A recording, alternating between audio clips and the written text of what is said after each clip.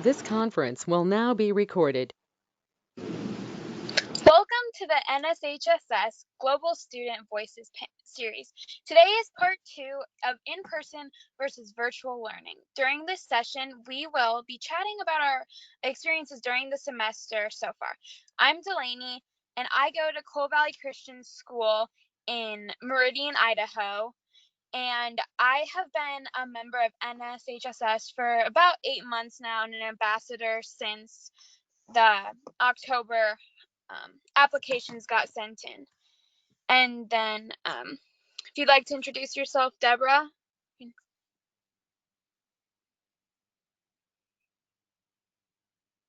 Or anybody else that feels comfortable in introducing themselves.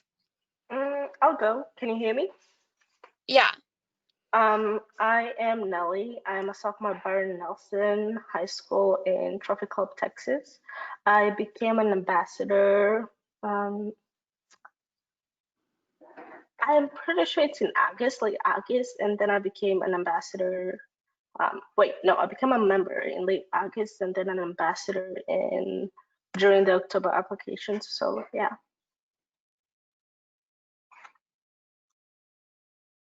Okay. Sorry. Go ahead. I'm Caitlin. I'm a sophomore at University Preparatory School, or UPrep, up in Redding, California. I became a member in, I think, June time frame, and then I just became ambassador last month.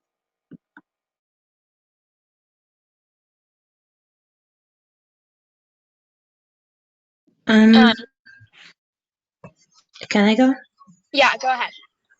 Okay. Hello everybody. My name is Deborah McDougall, but you can call me Debbie for short. I'm currently a sophomore at East Orange STEM Academy, located in East Orange, New Jersey. I have been a proud member of NSHSS for about a year now, and I became an ambassador during the October applications. Hi everyone, my name's Gabrielle. I'm a junior at Foster Catholic High School in New Jersey. I've been a member since July and an ambassador since October. Okay, well, now that we know everyone, and before I forgot to say my grade. I'm a senior, and so now during this semester, every school has a slightly different way that they're handling COVID-19. So are you guys going virtually or in person right now? And how will this be in the next semester? If any of you wants to go. I'll go. So my school has been virtual since the end of, no, like for the last half of last year, and we have continued to be virtual this year. And now that our first semester is coming to an end, will be virtual until the end of next semester, where they'll reevaluate and see whether or not it's safe enough for us to do in-person learning again. So with that, with your virtual, what do you think? Do you agree with your school's decision to remain virtual, or would you rather be in person? I agree with my school's decision to remain virtual. Considering that the safety of staff and students should come first when it comes to schools, especially since there's been an incline in COVID cases, especially in my town. Yeah, I totally get that. That makes perfect sense. And like for us, I am actually going in person right now, but we've definitely had our fair share of COVID cases. But as far as I know, I think we're going to remain remain in person unless the state tells us otherwise. So, Gabrielle, how do you go to school right now? So right now, my school's pretty small. We have about 400 kids total, and we're 5 days a week in person. So we've been that way since September, and we plan on keeping it that way through the rest of the school year unless we get shut down because of cases. And so do you prefer it that way, or would you rather be virtual right now? I think I learn better in an in-person environment, so it's definitely been better being back in school. Okay. Nellie, what about you? How does your school? I am currently a remote learner. I prefer it that way, honestly. Well, okay, our school has, you can either choose two. You can either be in person or remote learner. And before each quarter ends, they send out a form saying, asking your parents and you, do you want to become a remote learner or an in-person learner? So I really appreciate the choices that they're giving us in deciding how you want to protect yourself, but I really do not agree with it. I would prefer that we all remote since we're having a lot of cases. Like each day we'll have a pile of 5 cases, and it's a lot. My teacher just got sick, so I would prefer we go back remote. So do you think you'll stay that way next semester, or do you think you might at some point choose to go back in person? Personally, I am not gonna go back to school until they have a vaccine out. So Hmm. I'm sure I'm gonna be that way next semester. Thank That you. makes sense. Yeah.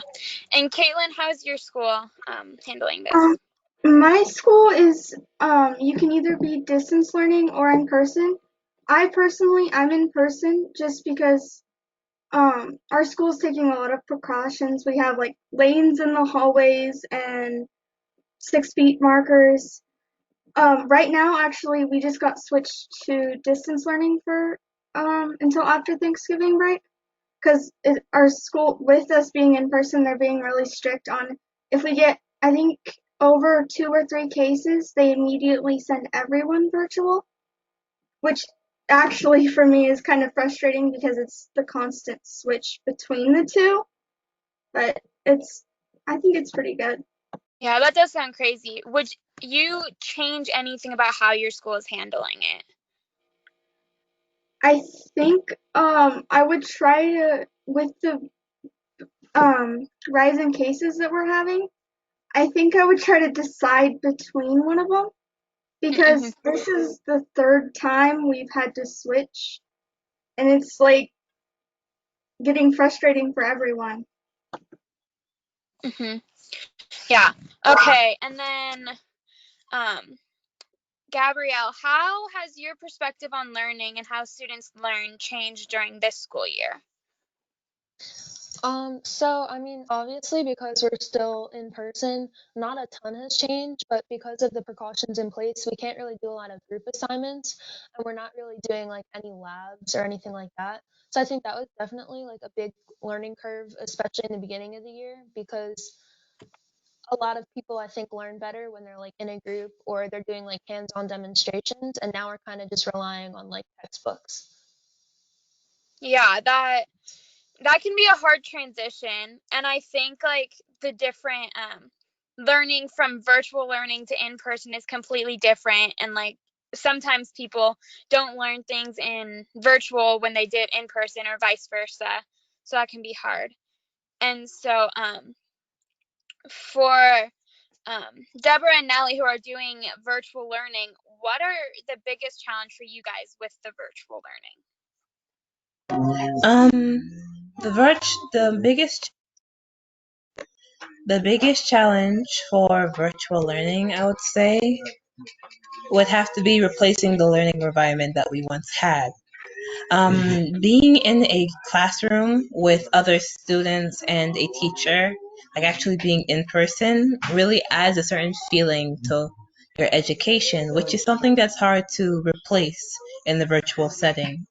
On top of that, there are more distractions around you since you're at home and everything. So it's definitely something we had to learn to manage and get used to. Yeah, but um, I'm sure it is manageable as hard as it is. And then Nellie, what about you?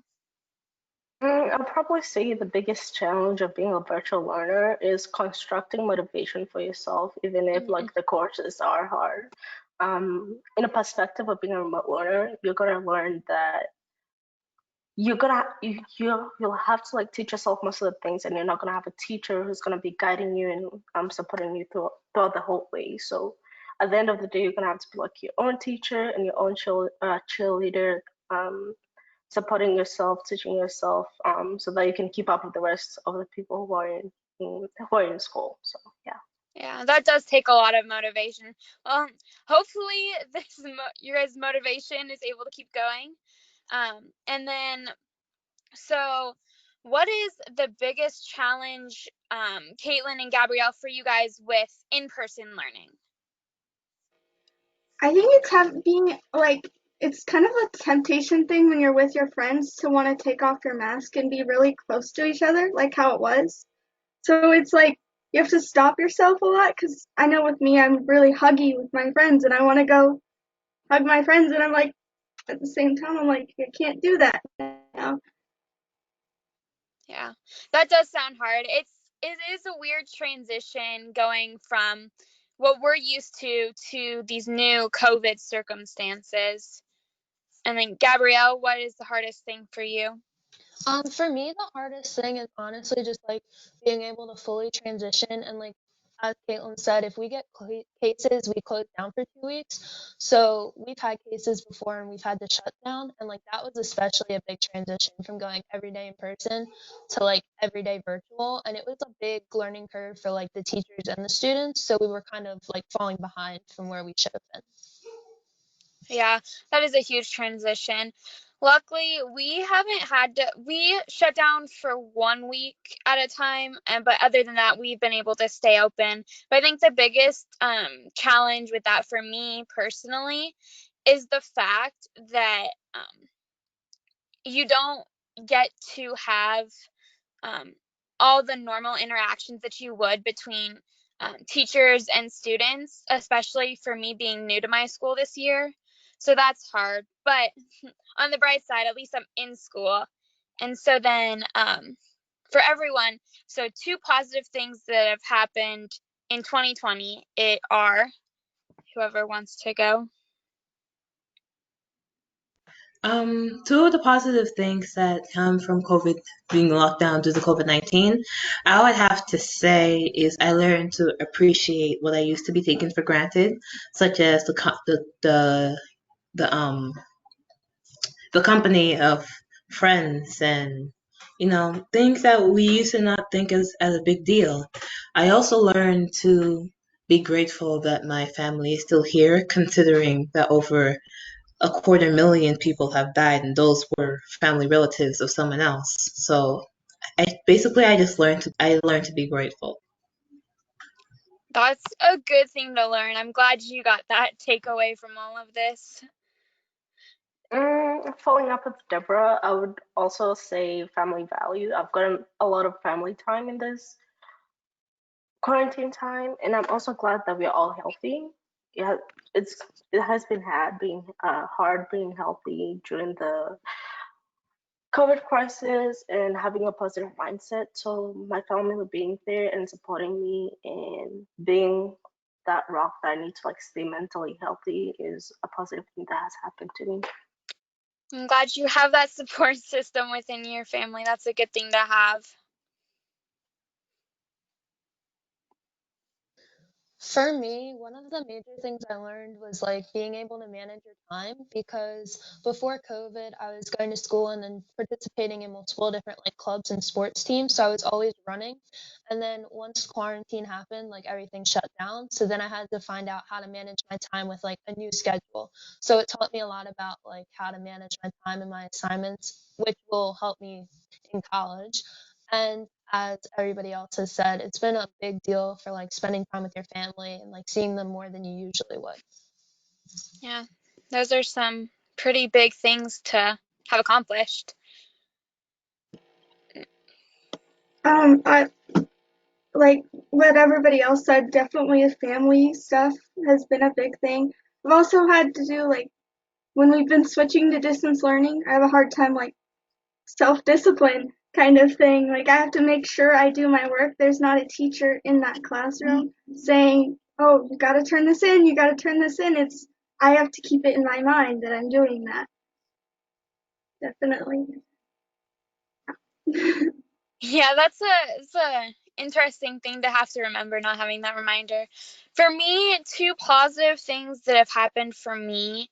So I was able to find new hobbies while I was sitting home, I picked up coloring again, playing more musical instruments.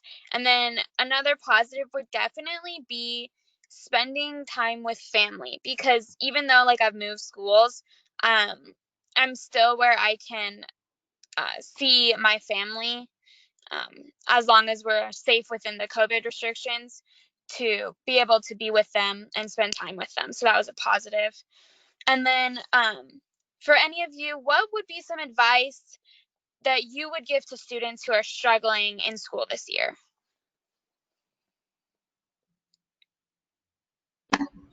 Um, some advice that I would give to some struggling students today would be the only thing we really have to combat the doubts and the trials that we may face is hope. So that's something that you cannot lose. That's something I would tell them. I love that. That's super inspirational.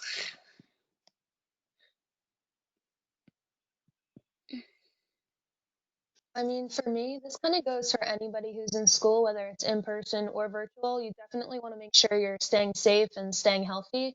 And then, especially for those kids that are on virtual, I just like, stay motivated, stay positive. Everything's going to end and it will get better. So don't think like it's going to be stuck this way for the rest of your school, because everything will end up better.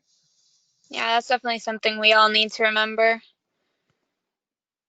I would probably say stay motivated, and if like I know with me I have trouble on distance learning staying motivated, so I look for small things that I want to look forward to and get to, and then I don't know, that helps me with my motivation. And yeah. Sorry, I'm like rambling.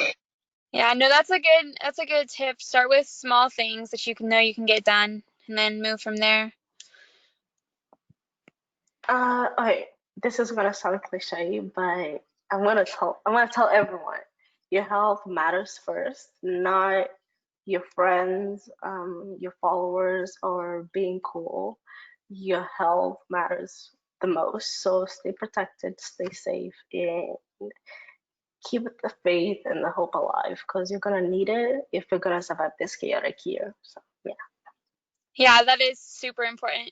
For me, I would give the advice that this isn't a forever thing. This will end, and to remember that you're not alone in this, and that if you need help, it is okay to ask for help, whether it's in school or other aspects of life. And so then, what if there was a book about 2020, what would it be called? Any of you have any names in mind?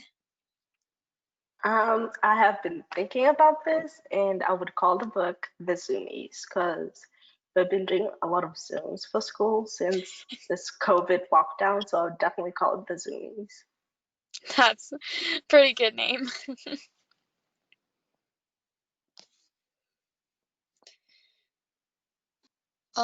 If I were to title a book for it, it would be like Light Through the Darkness, because the pandemic in general is what everybody sees as like the darkness, and a lot of people think it's like a low for our country, and it is. But you have to look at the positives of everything and realize that through this, we were able to get like family time, like we've said, and we were able to become more self-motivated. So there's positives that come out of everything. I like that super different take on what this year's been. Um, I would call this year trial and error. Mm-hmm. Yeah, I'll call it trial and error because there have been many things that we have, as a country, as people, it doesn't really matter who you are, but you realize that this doesn't work. Whether it's who's in office or whether it's something, we just realized something had to change. We realized that a lot of things have changed. That definitely does describe what this year has been, the trial and error.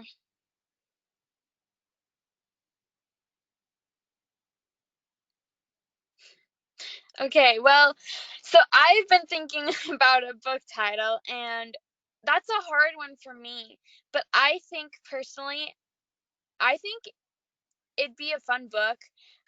If you call it like COVID Adventures, what 2020 wasn't expected to be, because I feel like a lot of people at the beginning of the year were like, oh, this is going to be like a great year. This is 2020. It's going to be our year. And then everything got turned upside down with COVID. So I think that would be an interesting like title. Okay, and then Caitlin, have you been able to think of one? Or Yeah, sorry, this is really hard. There's so much stuff that's happened this year. Uh, I have no idea, to be honest. This year has been so like unforgettable in so many good and bad ways. It's yeah. don't know. If there was one thing you were to remember, like say 20 years from now about it, what would that be though? Maybe that could help with a book title. I mean, it would probably be like, it's so hard. There's so many things that have happened this year.